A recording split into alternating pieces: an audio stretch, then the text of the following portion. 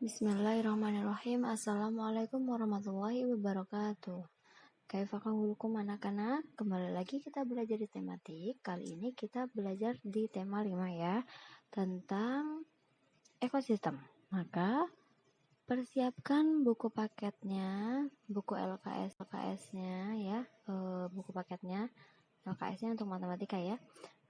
Buku LKS-nya disiapkan. Bunda akan menjelaskan satu persatu dengan teliti ya. Jadi nanti jika ada Bunda ada kesalahan tinggal diingatkan saja ya. Baik. Selanjutnya Bunda mempunyai 2 gambar. Di situ ada gambar yang atas gambar hutan ya dengan segala jenis binatang dan tumbuhannya, dan di bawah juga sama ada makhluk hidupnya yang mati dan hidup ya. Nah, jadi bagian hidup dan tak hidup pada sebuah lingkungan saling berinteraksi dan saling bergantungan satu sama lain. Nah, maksudnya bagaimana? Jadi, semua makhluk hidup itu meskipun dia itu bisa melakukan apa-apa sendiri, tapi dia tetap sebagai makhluk sosial. Pasti ada suatu ketika nanti dia akan membutuhkan bantuan orang lain ya. Nah, Bunda di gambar tersebut adalah gambar-gambar interaksi antara makhluk hidup dan benda-benda tak hidup pada sebuah lingkungan yang disebut dengan ekosistem ya. Jadi di situ adalah ekosistem hutan ya. Nah, dan ekosistem rawa-rawa ya. Nah, itu adalah ekosistemnya. Jadi interaksi antara makhluk hidup dan makhluk tak hidup. Contoh yang gambar di bawah, makhluk hidupnya apa? Banyak, ada sapi, ada burung, ada bebek. Makhluk tak hidupnya apa? Ada batu, tanah. Nah, seperti itu ya. Baik, tadi Bu Nanda sudah menjelaskan apa itu ekosistem adalah. Ekosistem adalah interaksi antara makhluk hidup dan benda-benda tak hidup pada sebuah lingkungan ya. Jadi ada yang hidup dan tidak ada yang hidup. Ekosistem itu dibagi menjadi tiga, yaitu individu, populasi, dan komunitas. Apa saja bedanya? Kalau individu itu bedanya makhluk tunggal, satu saja. Contohnya, seekor kambing ada satu, seekor burung ada satu, sebuah pohon cemara ada satu ya. Seperti itu. Itu adalah dinamakan dengan individu. Lalu populasi. Populasi itu apa? Populasi adalah kumpulan individu sejenis yang menempati suatu daerah tertentu. Contohnya, jadi untuk populasi ini adalah kumpulan dari individu ya. Contohnya, di sebuah kolam terdapat populasi ikan, populasi tumbuhan teratai, dan populasi lumut ya. Jadi, 3 pasangan ini membentuk sebuah populasi dan saling rukun ya. Dan yang terakhir adalah komunitas. Komunitas itu adalah populasi makhluk hidup di suatu daerah tertentu.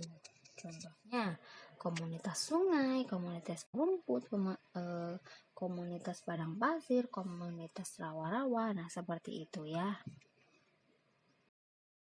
Jadi, jenis-jenis ekosistem itu ada 2 macam. Yang pertama, ekosistem buatan, dan yang kedua adalah ekosistem alami. Nah, tadi Bu Nanda sudah sebutkan ya, ekosistem itu ada 2 macam, yaitu ekosistem buatan dan ekosistem alami. Ekosistem buatan itu apa? Ekosistem yang diciptakan manusia untuk memenuhi kebutuhan manusia. Jadi, ekosistem tersebut yang membuat adalah tangan-tangan manusia. Contohnya apa saja? Ada bendungan, kolam ikan, sawah, parit, dan lain-lainnya ya. Masih banyak sekali ekosistem buatan yang dibuat oleh manusia. Selanjutnya ekosistem alami. Ekosistem alami ini berarti terbentuk dengan sendirinya ya, karena kekuasaan Allah. Jadi semuanya sudah ada di dunia sebelum orang-orang menciptakan ekosistem buatan. Nah, ekosistem alami itu ada 2, yaitu ekosistem air dan ekosistem darat. Jika ekosistem air itu contohnya ekosistem yang ada di air tawar dan ekosistem air laut. Untuk ekosistem darat banyak sekali contohnya ya.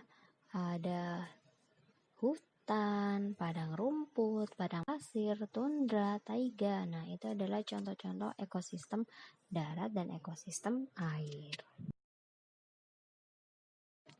Nah, sekarang kita belajar tentang penggolongan hewan berdasarkan jenis makanannya. Jadi, penggolongannya ada 3 apa saja? Herbivore, carnivore, dan omnivore. Herbivore adalah apa? Masih ingat? Herbivore adalah hewan yang memakan berasal dari tumbuhan ya. Banyak contohnya. Seperti apa yang herbivore yang makan tumbuhan? Selain sapi dan kuda, ada kelinci, ada katak, banyak sekali ya. Kemudian karnivor ini hewan yang memakan hewan lain, contohnya harimau, singa, anjing, buaya, dan ular. Jadi dia itu memakan hewan lain ya, itu dinamakan dengan karnivor. Lalu untuk omnivor, hewan yang memakan makanannya berasal dari tumbuhan maupun hewan lain. Contohnya orangutan, gorila, dan monyet. Baik, kita akan belajar tentang daur hidup hewan. Ini di kelas bawah, sebelum kelas 5 pasti sudah dipelajari ya. Jadi daur hidup hewan adalah hewan yang mengalami perubahan bentuk pada tahap tumbuh kembangnya ya, yang disebut dengan metamorfosis. Metamorfosis itu ada 2, ada yang sempurna dan tidak sempurna, dan ada juga yang tidak mengalami metamorfosis pada hewan. Bunda jelaskan dulu yang metamorfosis sempurna, yaitu metamorfosis yang terjadi ketika hewan mengalami perubahan bentuk yang sangat berbeda pada setiap tahap perkembangannya. Untuk metamorfosis tidak sempurna, terjadi ketika hewan mengalami perubahan bentuk yang tidak terlalu berbeda pada setiap tahap perkembangannya. Jadi bajunya kusut-kusut ya.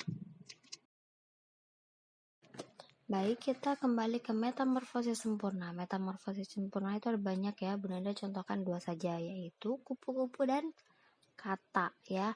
Jadi mereka itu merupakan metamorfosis yang sempurna ya. Karena apa? Karena apa tadi yang sudah Bunda jelaskan? Karena ketika hewan mengalami perubahan bentuk yang sangat berbeda pada setiap tahap perkembangannya ya. Kemudian metamorfosis tidak sempurna Bunda akan jelaskan ya. Nah, metamorfosis tidak sempurna. Tadi yang sudah sempurna Bunda kasih contoh kupu-kupu dan katak. Yang sekarang adalah metamorfosis tidak sempurna. Bunda memberikan contoh kecoa dan belalang. Nah, kedua hewan tersebut mengalami tidak sempurna dalam metamorfosisnya ya. Karena tidak terlalu banyak perubahannya. Lalu selanjutnya adalah ada juga hewan yang tidak mengalami metamorfosis. Hewan apa itu? Ada ikan, kadal. Nah, itu hewan yang tidak mengalami metamorfosis. Ada juga hewan yang tidak mengalami metamorfosis ya. Jadi ada hewan yang mengalami metamorfosis sempurna, metamorfosis tidak sempurna, dan yang terakhir ada juga yang tidak mengalami metamorfosis. Apa contohnya? Yaitu ikan dan kadal. Nah, jadi ekosistem itu harusnya kita jaga, kita rawat, kita lindungi ya. Nah, ada bisa saja pada ekosistem itu mengalami perubahan ya. Jadi perubahannya ada yang bersifat alami dan bersifat karena kegiatan manusia. Perubahan ekosistem secara alami karena perubahan musim kemarau, musim hujan, nah seperti itu. Kemudian bencana alam, ada gunung meletus, tanah longsor, gempa bumi, nah itu mempengaruhi ekosistem. Selanjutnya yang terakhir, perubahan karena kegiatan manusia. Ada penebangan pohon liar, pembakaran hutan, perburuan hewan secara liar, membuang sampah. Itu adalah contoh dari perubahan karena kegiatan manusia ya. Baik, kita akan belajar tentang rantai makanan. Nah, jadi rantai makanan adalah pekerjaan memakan dan dimakan dengan urutan tertentu antar makhluk hidup. Di situ Bunda sudah menampilkan ya tentang rantai makanan. Nah, Bunda jelaskan. Jadi untuk rantai makanan itu ada yang dinamakan dengan produsen ya, produsen. Nah, produsen itu dia tugasnya apa? Jadi tugasnya adalah untuk menghasilkan ya, untuk menghasilkan, contohnya menghasilkan beras ya, untuk jadikan nasi. Nah itu contohnya. Kemudian jadi pada rantai makanan di sawah, produsennya adalah padi ya. Nah kemudian padi dimakan oleh konsumen satu, yaitu siapa? Belalang ya. Jadi belalang itu makan produsennya. Kemudian belalang adalah jabatannya atau kedudukannya yaitu konsumen satu. Kemudian lanjut ke konsumen 2. Jadi belalang-belalang tadi akan dimakan oleh tikus. Nah, tikus ini kedudukannya adalah konsumen 2. Kemudian lanjut di sawah selain ada tikus dan belalang, ada juga yang dinamakan ular. Jadi ular itu biasanya ada di sawah. Nah, ular ini kedudukannya adalah konsumen 3. Jadi nanti yang akan memakan tikus. Lalu lanjutnya adalah konsumen 4. Nah, apa ini konsumen 4? Nah, jadi rantai makanan itu banyak sekali ya. Ada yang di sawah, ada yang di laut. Nah, tadi benar sudah jelaskan sampai mana tadi? Nah, jadi untuk ekosistem sawah itu konsumennya sampai berapapun boleh, yang penting masuk akal ya. Konsumen yang keempat yang ada di situ adalah burung elang. Jadi burung elang itu akan memangsa makanannya yang ada di hutan. Contohnya bisa saja makan ular, makan tikus ya. Kemudian Benanda akan menjelaskan rantai makanan yang ada di sawah. Nah, jadi di ekosistem sawah itu ada tumbuhan ya, tumbuhan ada padi, ada jagung. Nah, tumbuhan tersebut yang nantinya akan menjadi produsen. Nah, nanti makanan tersebut yaitu tumbuhan, dia yang akan menjadi satu-satunya produsen yang akan dimakan oleh konsumen selanjutnya, yaitu konsumen satu. Konsumen satu adalah belalang. Jadi belalang nanti akan makan padi. Nah, kemudian belalang akan dimakan oleh tikus. Nah, tikus nanti akan dimakan oleh ular.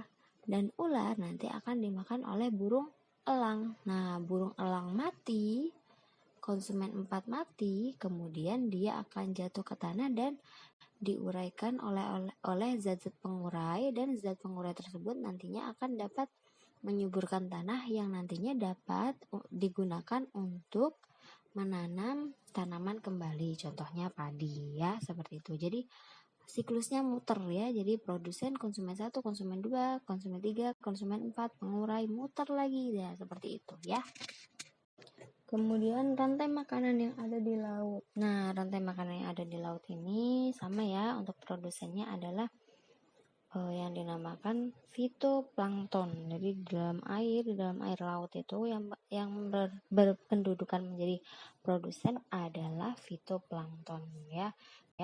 Kemudian fitoplankton akan dimakan menjadi zooplankton, jadi lebih besar lagi ya makanannya. Nah, zooplankton nanti akan dimakan oleh ikan-ikan kecil. Jadi ikan-ikan kecil akan memakan zooplankton. Kemudian ikan-ikan kecil tersebut dimakan oleh ikan besar dan dimakan lagi oleh paus yang bergigi ya. Nah, kemudian akan menjadi apa? Pengurai ya. Nah, akan menjadi pengurai ya. Nanti bisa dibaca di buku paketnya ya. Nah, sekarang Anda akan menjelaskan tentang simbiosis. Siapa yang pernah mendengar tentang simbiosis? Simbiosis adalah hubungan dua makhluk yang berbeda dan sangat erat kaitannya. Kita mempunyai 3 simbiosis, yaitu mutualisme, komensalisme, dan parasitisme. Jadi untuk mutualisme yaitu hubungan antara dua makhluk yang saling menguntungkan. Jadi sama-sama menguntungkan, tidak ada ruginya. Contohnya hubungan antara bunga jala dan kerbau, kupu-kupu dan bunga, lebah dan bunga. Nah, kemudian komensalisme ini hubungan antara dua makhluk, dalam hal ini makhluk hidup yang mendapat keuntungan sedangkan makhluk hidup yang lainnya tidak dirugikan. Contohnya apa? Anggrek dengan pohon yang ditumpanginya. Jadi anggrek mendapatkan manfaatnya, namun mangga tidak mendapatkan manfaatnya. Oleh karena itu bisa untuk disajikan dengan yang lain ya. Kemudian parasitisme, apa itu? Hubungan antara dua makhluk hidup, dalam hal ini makhluk hidup yang lainnya mendapat kerugian ya. Jadi contohnya apa? Hubungan antara tumbuhan tali putri dengan tumbuhan inangnya pohon mangga dengan benalu. Jadi contohnya misal pohon mangga dengan benalu ya. Jadi jika pohon mangga itu subur, kemudian tiba-tiba ada benalu yang hidup di batang pohon mangga. Nah, nanti lama-lama kelamaan akan menyebabkan tulang bayi akan menjadi lebih kuat ya. Jadi untuk stimulasi bisa. Nah, jaring-jaring makanan. Nah, jaring-jaring makanan apa bedanya dengan rantai makanan? Jadi kalau rantai makanan itu hanya satu saja ekosistemnya ya. Kalau jaring-jaring makanan itu sangat banyak ekosistemnya ya. Adik juga bisa sendiri mencari rantai makanan yang ada di dalam ekosistem di kelas itu ya. Nanti ada banyak sekali binatang dan tumbuhan, bisa dirubah dulu ya. Jadi nanti dirubah dulu untuk mencari nilai ya. Jadi jangan sampai terlewatkan. Baik, Bu Nanda tidak memberikan tugas kali ini, tapi Bu Nanda meminta anak-anak sekalian untuk membaca buku paket ya. Jadi meskipun Bu Nanda tidak menjelaskan halaman-halamannya berapa saja, tapi yang Bu Nanda sudah paparkan di video, insya Allah sudah mewakili yang ada di buku paket. Nah, nanti tinggal dibaca-baca saja yang ada di buku paket untuk belajar persiapan ulangan harian dan penilaian akhir semester ya. Baik, Bu Nanda akhiri untuk materi kali ini. Jika ada yang tidak masih bingung atau kurang paham, bisa japri Bu Nanda ya. Baik, Bu Nanda akhiri. Assalamualaikum warahmatullahi wabarakatuh.